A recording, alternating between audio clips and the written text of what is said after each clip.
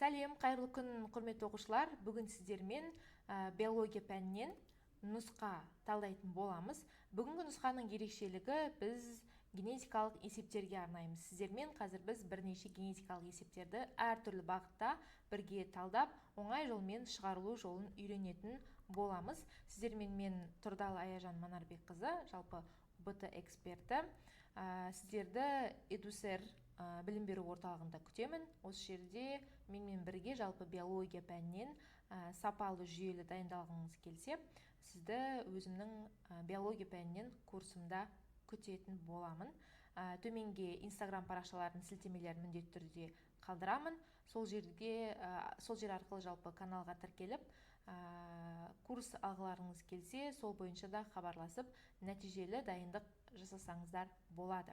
Ал жақсы, ең бірінші мына жерде берілген бірінші есептен бастайық. Қараңыздар, бірінші. Теңіз шошқасының жүні бұйра дейді. Бұйра болуы доминантты белгі, түзу болуы рецессивті белгі. Қысқа жүннің болуы доминантты белгі, ұзын жүннің болуы рецессивті белгі деп дайын беріліп тұр. Бізге айтады, дигетерозигота мен доминантты дигомозиготаны шағылыстырудан алынған бірінші ұрпақ қандай деген сұрақ беріліп тұр. Енді ол бойынша біз берілген бойынша шығарамыз. Қараңыздар. Ата-анасы, давайте П деп аламыз да, ата-анасын шығара береміз. Мысалға, анасы деп ала берейік. Дигетерозигота дейді. Мына жерде бізде мынандай белгілер беріліп тұр. Дұрыс қой? Дигетерозигота дегеніміз, яғни екі белгі бойынша да доминантты и рецессивті белгілер бар деген сөз. Яғни, мынау бізде дигетерозигота, көбейтеміз, аталық ретінде доминантты дигомозигота дейді. Яғни тек доминантты белгілерден тұратын белгілер деген сөз ғой. Дигомозигота, яғни үлкен А және үлкен В болады. Осылай біз ата-анасының белгісін жазып алдық. Енді гаметаларды шығарайық. Егер дигетерозигота болса, яғни әртүрлі аллельдермен берілсе, бұндай кезде 4 гамета шығатынын білеміз. Оны қалай шығарамыз? Үлкен А мен В-ны қосамыз. Давайте мен бірден мына жерде осылай жазып кете берейін, жақсы. А мен үлкен Б, бір гамета. Келесі А-ны кішкентай В-мен қосамыз. А кішкентай В. Келесі, мынау рецессивті А мен доминантты В. И рецессивті А мен рецессивті В. 4 гамета. Естеріңізде болсын, дигетерозигота болғанда 4 гамета болады. Ол жаттап алатын процесс уже. Көбейтеміз. Мына үлкен А-лардан біреу шығады, доминантты В-лардан біреу шығады. Все, мына жерден бір ғана гамета шығардық. Енді не істейміз? Біз F1-ді табу үшін ата-аналық белгілерді бір-бірімен жеке-жеке қосып шығамыз. Бірінші мынаны мынамен қосайық. Ал үлкен А, В, В. Давайте сразу белгісін жазып кетейікші. Үлкен А, В, В, яғни үлкен А бізде бұйраға жауап береді, и үлкен В қысқа жүнге жауап береді. Келесі, мен мынаны қосамыз. А, үлкен В, кішкентай В. Бірақ бәрібір үлкен доминантты А бар бұйра, и доминантты В бар, қысқа болады бәрібір. Үлкен доминантты В, рецессивтің бәрі басып кетеді, Менделдің заңдылығы бойынша. Келесі мына екеуін қосамыз. Үлкен А, кішкентай А, В. Бұл жерде де доминантты үлкен А болып тұрғаннан кейін бұйра, қысқа жүнді болады, үлкен доминантты В-лар берілген. И мынамен қосамыз. Үлкен А, кішкентай, доминантты В мен рецессивті В. Бұл жерде тура ата-аналық бастапқы белгі шығып тұр. Үлкен А, кішкентай А-ны басып тастайды, доминантты В, рецессивті В-ны басады, яғни бұйра қысқа болады. Байқасаңыздар, бірінші ұрпақта барлығы 100% біркелкі бұйра қысқа болып тұр. Яғни бізде мына жерде Д деген жауап дұрыс жауап болады екен. Осындай есептер өте көп кездеседі, оқушылар. Тек берілген мысалдарды басқаша алу мүмкін. Сізге теңіз шошқасы деп бермеу мүмкін. Мысалға иттің жүні деген сияқты, или басқаша бір мысалдармен берілуі мүмкін. Қоянға байланысты, тышқанға байланысты деген сияқты. Келесі екінші есеп. 1 мен 2-ні бірімен байланыстырып алдым, бірақ бұндай есептерді жеке-жеке бере береді негізінен. Мысалы қарасаңыздар, F1-де алынған дараларды өзара будандастырғанда алынған ұрпақтардың генотипі бойынша ажырау қатынасы қандай дейді. Байқасаңыздар, ешқандай есептің шарты беріліп тұрған жоқ, просто бірден F1 деп тұр. Бұндай кезде балалар бірден Мендельдің заңын ойлаймыз болды. Бұл Мендельдің заңы бойынша жүретін қағида деген сөз. Енді Мендельдің бірінші заңы бойынша бізде қалай болған еді? Ол доминантты жалпы сары түсті бұршақтар мен жасыл түсті бұршақтарды алды да, бізде бірінші ұрпақ барлығы біркелкі сары түсті болған еді, 100%. жалпы фенотипте 100%, генотипте 100% болды ғой. Енді айтады, осы F1-де алынған дараларды бір-бірімен будандастыру керек дейді. Мына F1 бізде шығып тұр, осыларды бір-бірімен қосамыз. F1-ді ата-ана ретінде аламыз ғой. Яғни рецессивті үлкен А мен доминантты үлкен А гетерозиготалы, әкесін де гетерозиготалы қылып аламыз. Гамета шығарғанда мына жерде үлкен А-ның өзі шығады, кішкентай А шығады. Неге? Өйткені екеуі екі түрлі болғандықтан екеуін жеке-жеке бөліп алып қарастырамыз. Үлкен А мен тағы да кішкентай А. И біз табу керек, біз уже F2-ні. Мына жерде қосамыз, үлкен А-ларды қосамыз. Бұл жерде бізде үлкен А нені білдіретін еді? Менделдің заңы бойынша бұл бізде сары түсті бұршақ, жарайды, доминантты гомо болып тұр. Келесі, мына екеуін қосамыз. Гетерозиготалы, бірақ бәрі сары түсті бұршақ, өйткені мына доминантты бейге басып кетеді ғой. Келесі, мына екеуін тағы да бізде гетерозиготалы сары бұршақ, сосын екі кішкентай аны қосамыз. Рецессивті гомозигота, бірақ жасыл бұршақ шығады. Дұрыс қой? Нәтижесінде осы жерде давайте біз генотип табамыз. Генотип дегенде мен оқушыларға үнемі айтамын, аллельдерге жалпы есептің шартының жазылуына қарайықшы болды. Там зиготасы қандай болып тұр, гомо ма, гетеро ма, әріптердің жазылуына қараймыз, егер шатастыратын болсаңыз, қайда қараймын, не істеймін деп. Бізде доминантты гомозигота біреу ғана болды. Гетерозигота екеу болды. Рецессивті гомозигота біреу ғана болды міне. Вот осымен біз гаметаны тауып тұрмыз. Яғни міне генотип бойынша ажырау қатынасы бізде 1, 2, 1 болып тұр. Яғни жерде дұрыс жауап Д. Бұл есепті мен сіздерге шығарып көрсету үшін шығарып жатырмын, оқушылар. Негізі бұны сіздер автомат түрде жаттап алатындай деңгейдесіздер ғой уже. Потому что Менделдің бірінші, екінші, үшінші заңын ешқандай қарамай автомат түрде айтуға болады. Например, бірінші заңында генотипті, фенотипті 100%, екінші заңында ажырау ғой уже. Мысалға, генотиптері 1, 2, 1 қарым-қатынасында ажырайды деген сияқты. Келесі сұрақта мына 2-де уже сол есеп, бірақ фенотип бойынша ажырау қарым-қатынасын сұрап тұр. Опять осыған қарап жүреміз. Бізде сары бұршақтар 3 шықты, жасыл 1 ғана шықты. Значит, сары бізде 3, жасыл 1, яғни 3-те 1. Бұл да шығармай жаттап алатындай процесс уже. Бірақ араларыңызда шығарып көремін, шығару жолын білмеймін, жаттай алмаймын десеңіздер, осындай жолмен автомат түрде де шығарып үйреніп алсаңыздар болады. Яғни фенотиптік ажырау 3-те 1, генотиптік ажырауы 1, 2, 1 қарым-қатынаста болады. Кеттік, келесі үшінші есеп. Мендел заңы бойынша енді айтады, F2-де алынған генотипі гетерозиготалы дараны дейді. Бізде Мендельдің заңы бойынша F2-де генотипі гетерозигота кім болған еді? Мына алдыңғы есепке оралайық. Мына ғой бізде генотип бойынша гетерозиготалы. И бірден жаза берейік. Ата-анасы ретінде міне гетерозиготаны алып тұрмыз. F2-де алынған генотипі гетерозиготалы дараны дейді, рецессивті белгісі бар гомозиготалы дарамен будандастырғанда дейді. Рецессивті гомозигота дейді. Міне, алынған ұрпақтардың генотипі бойынша ажырау қарым-қатынасы. Опять генотипті табу керек. Онда не істейміз? Гамета шығарамыз. Мына жерде доминантты А-да, рецессивті А-да шығарады. Мына жерде екеуі бірдей болғаннан кейін бір рецессивті А-ны шығарамыз, болды. Егер екеуі гомозиготалы болып тұрса. Гетерозиготада оларды бөлек-бөлек шығарамыз. И F мына жерде F2-де алынған ғой, мен ладно F1 деп ала берейін, оның ешқандай айырмашылығы жоқ. Мына мынаны қосамыз. Үлкен А мен кішкентай А қосылады. И мына жерде екі рецессивті А қосылады. Мұнда сары, жасыл деп анықтаудың керегі жоқ, өйткені бізде генотипті сұрап тұр ғой. Генотип гетерозиготалы и гомозиготалы рецессивті шығып тұр. Яғни 50-де 50 болып тұр. 50-де 50 ол бізде қатынастық құрамда 1-де 1 қатынасты көрсетеді деген сөз. Значит, дұрыс жауап бізде С жауабы болады деген сөз екен. Келесі, төртінші есепте. Дигибридті будандастыруда F2 ұрпақта пайда болған даралардың фенотиптік ажырау қатынасы. Бұны да жаттап алсаңыздар болады. Өйткені дигибрид будандастыру уже Мендельдің үшінші заңына кетеді ғой, бізде тәуелсіз тұқым қуалау. И ол кезде естеріңізде осы үлкен пеннет торы дейтін тор бар еді ғой. Сол торды еске алыңыздар. Сол пеннет торын енді бәрін сызып жазудың керегі жоқ. Бұны автомат түрде жаттап алуға болатын тақырып қой бұл. Яғни үшінші заң бойынша Мендельде жалпы даралардың фенотиптік қарым-қатынасы қалай ажырайтын еді? Ол жаттанды ғой, 9-3-3-1 қарым-қатынаста. Яғни 9 мысалға жасыл түсті сырты тегіс, мысалға жасыл сырты бұдыр, мына 9 сары сырты тегіс, 3 мысалға сары сырты бұдыр, келесі 3 мысалға жасыл сырты тегіс, бірде жасыл сырты мысалға бұдыр деген сияқты.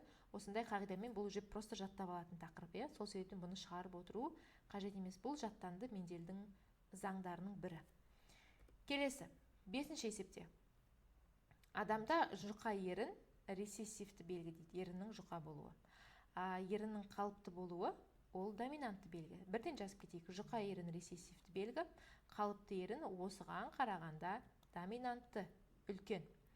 Бірінші белгі бойынша дейді, гетерозиготалы және екінші белгі бойынша гомозиготалы отбасыда дүниеге келген ұрпақтардың фенотипі и генотипін дейді. Айтады, бірінші белгі бойынша дейді. Бірінші белгі бізде жұқа ерінді айтып тұр ғой. Значит, осы жұқа ерін бойынша гетерозигота дейді. Ал жазамыз. Ата-анасы жұқа ерін өз рецессивті, бірақ ол гетерозиготал дейді. Значит, доминантты и мынандай гетерозигота ретінде аламыз.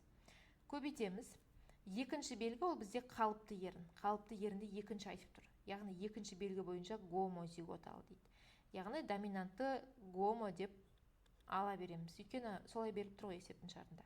Гаметаны шығарамыз. Мұнда үлкен доминантты А и рецессивті А шығады. Көбейтеміз. Мына жерде доминантты Адан біреуін ғана шығарамыз. Бұл жеткілікті. И F бірді табамыз. Үлкен доминантты Алар екеуі қосылады. Бұл жерде бізде доминантты А нені білдіретін еді? Бұл жерде қалыпты ерін. Қалыпты ерін деп қоямын жерге. Мына жерде кішкентай А мен үлкен А қосылады.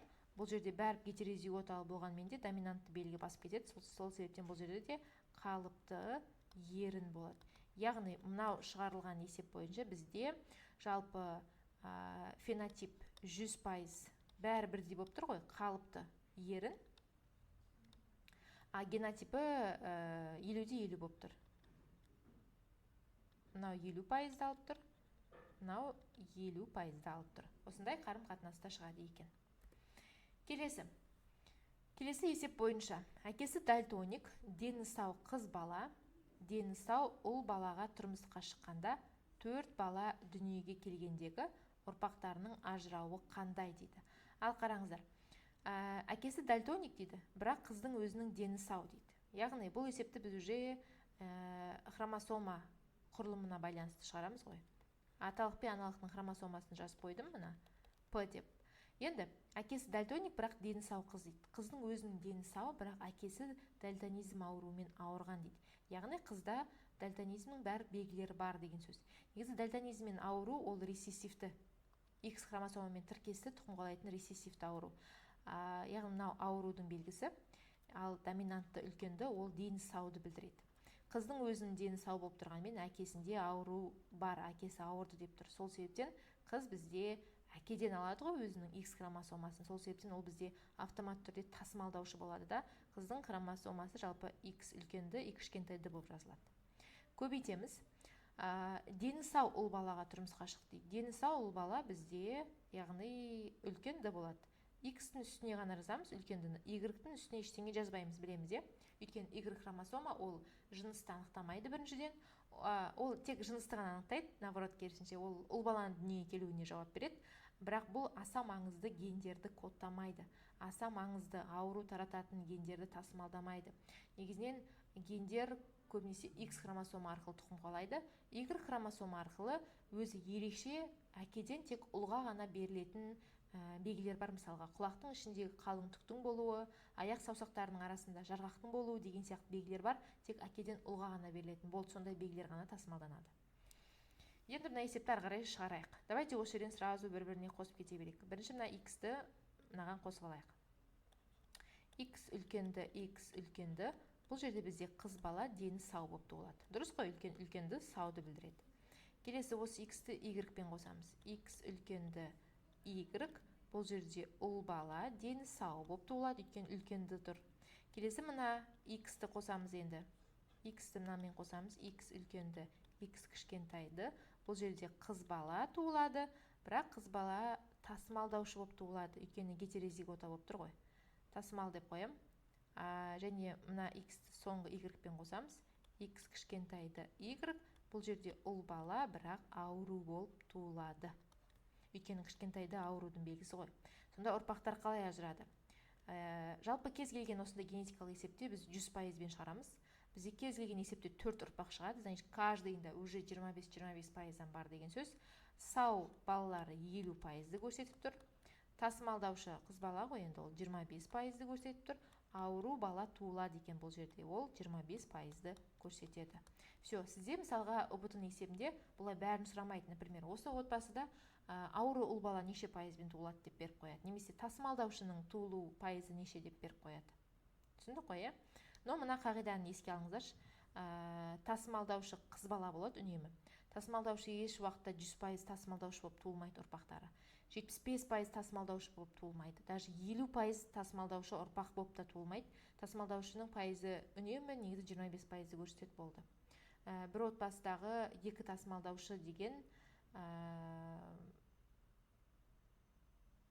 сирек кездесуі мүмкін, егер ол мысалға анасы толыққанды дені сау, мысалға, ал әкесі ауру болатын болса, мысалы мынандай жағдайды алатын болсақ, вот осы кезде болуы мүмкін, мысалға x-ді и x кішкентайды.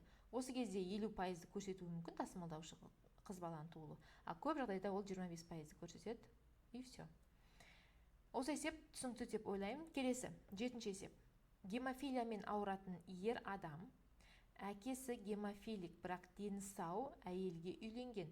Осы отбасында дені сау балалардың дүниеге келу ықтималдылығы. Байқасаңыздар, мына есепке ұқсайды, бірақ берілген кішкене басқаша беріп тұр да. Бізде алдындағы есепте дені сау ұл балаға тұрмысқа шықты ғой, а мына есепте ауыратын ұл балаға. И бұл жерде гемофилия ауруы беріліп тұр.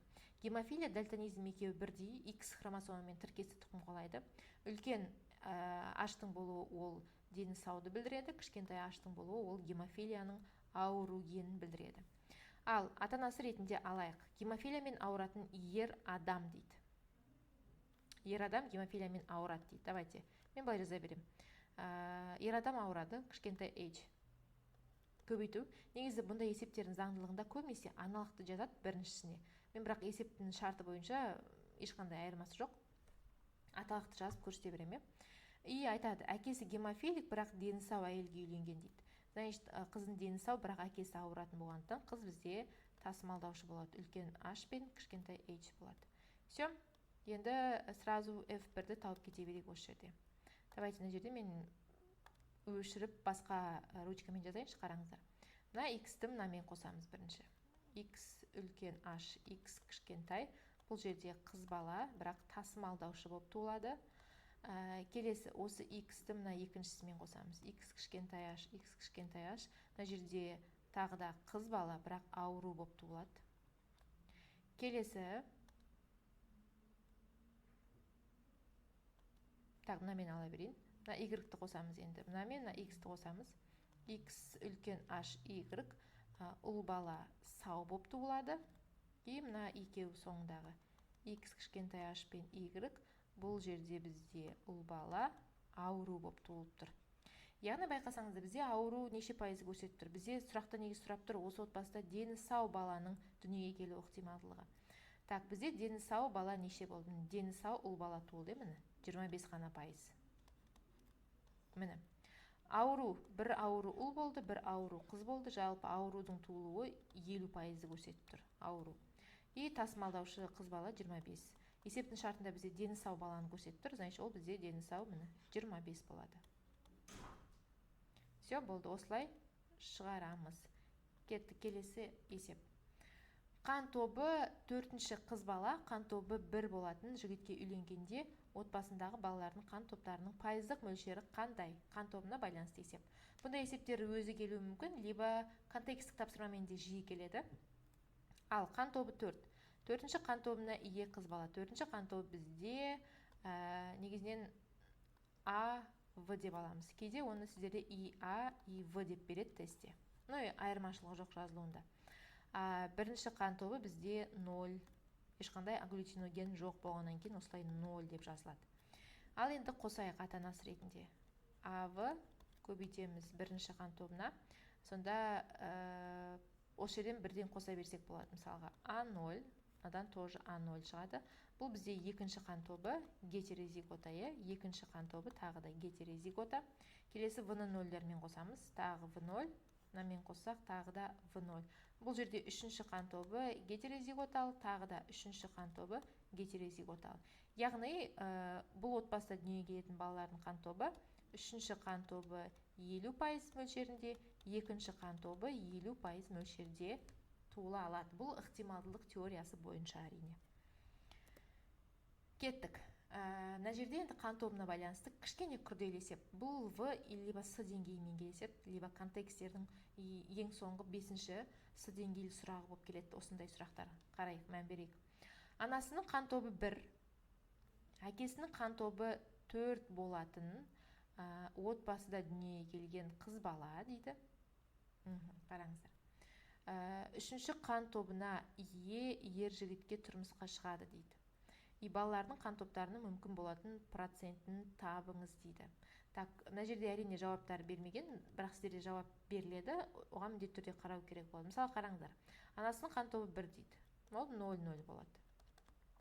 Әкесінікі А дейді. Төртінші қан тобы ғой. И давайте қосамыз. F1 ұрпақтары қандай болады? Ұрпақтары А0, екінші қан тобы болады, гетерозиготал 50%, либо 0 мен В үшінші қан тобы болуы мүмкін, гетерозиготал. Яғни осы ұрпақта екінші и үшінші қан тобына ие балалар туылуы мүмкін.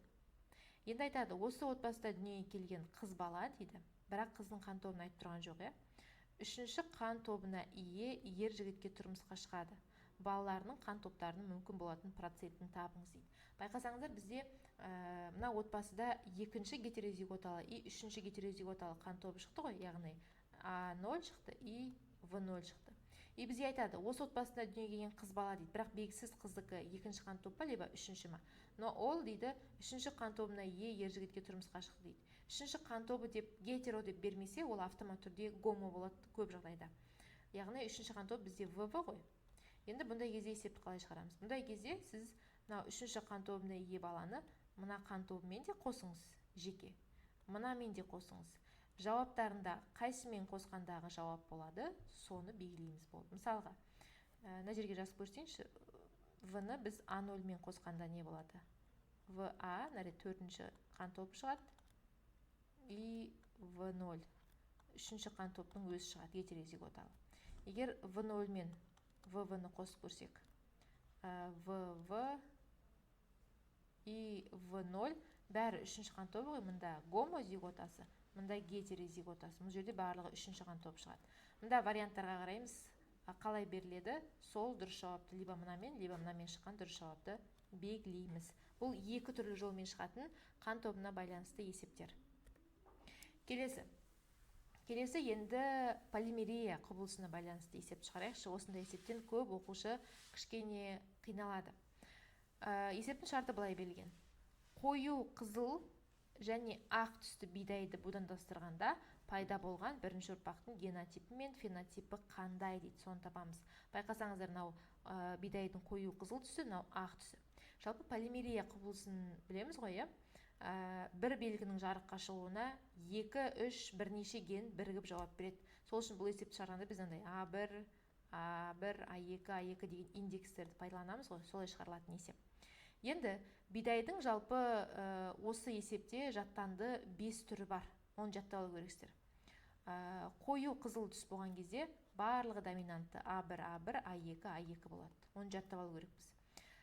Жай қызыл деп берілсе, ол кезде уже бір рецессивті А бар деген сөз. Егер мына жерде қызғылт деп берсе, уже екі рецессивті А бар деген сөз. Солғын қызыл дейтін бар. Бұны жаттап алу керексіздер. Солғын қызыл уже ол жерде үшеу болып кетеді. 3 рецессивті А бар. Потом ең соңында ақ түс бар. Мынау бізге қажетті. Онда барлығы рецессивті болады. Осы бесеуін жаттап алсаңыздар, мынандай есепті шығарғанда ешқандай қиналмайсыздар. Енді бізде есептің шартында қою қызыл дейді. Қою қызыл значит барлығы доминантты ғой бізде. Осы белгіні аламыз. Көбейтеміз. Ақ түсті белгі барлығы рецессивті. Ал осы жерден гамета шығарайық енді. Гамета. Мына А1, А1. 2 А1-ден 1 А1-ні шығарамыз, болды. Мына тура мынандай есеп сияқты ғой.